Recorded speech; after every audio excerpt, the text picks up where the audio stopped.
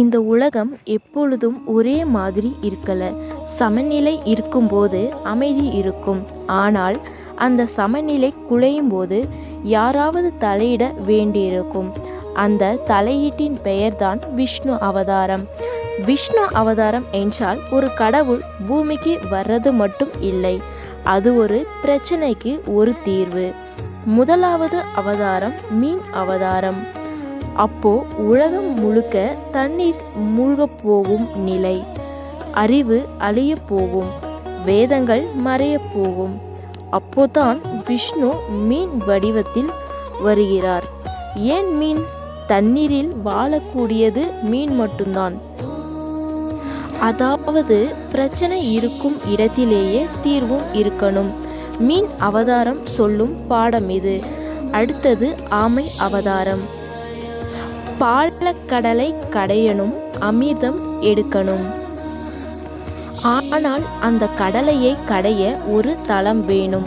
அந்த தளமாக விஷ்ணு ஆமையாக மாறுகிறார்.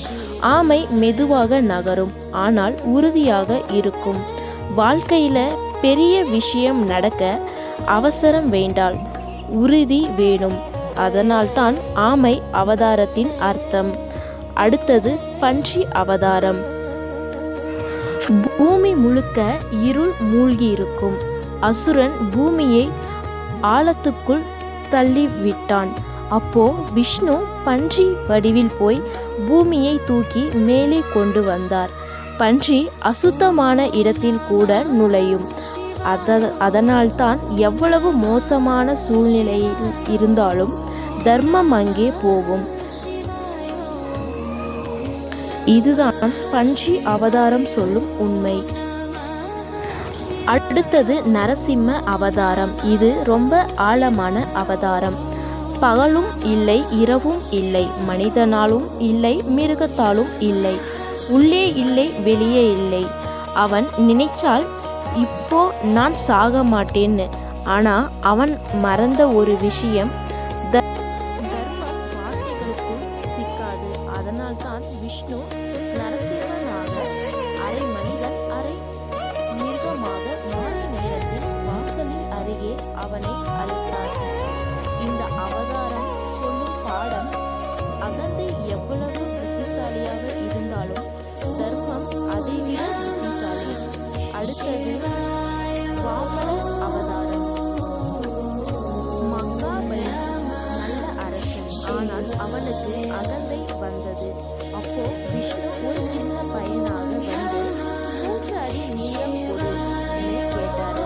1 அடி பூமி, 1 அடி ஆகாசம், 3வது அடி மகாபலியின் அகந்தை.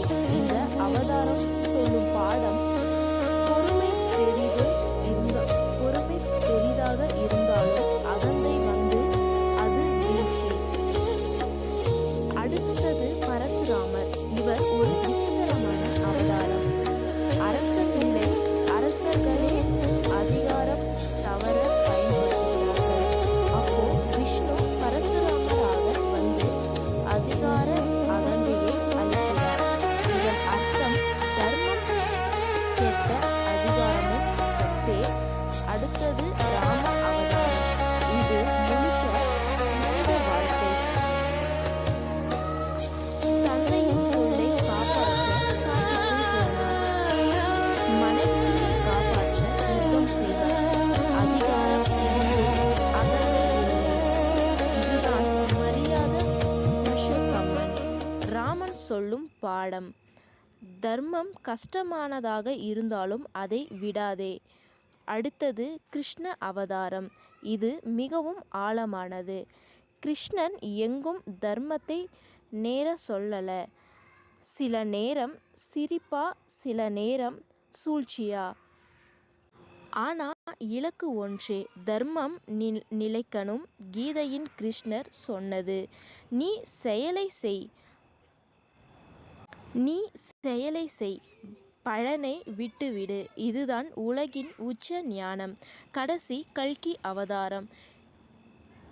கடைசி கல்கி அவதாரம். இது இன்னும் வரலை. ஆனால் ஒரு விஷயம் மட்டும் உறுதி. தர்மம் முழுக்க அழிந்தா விஷ்ணு வருவார்.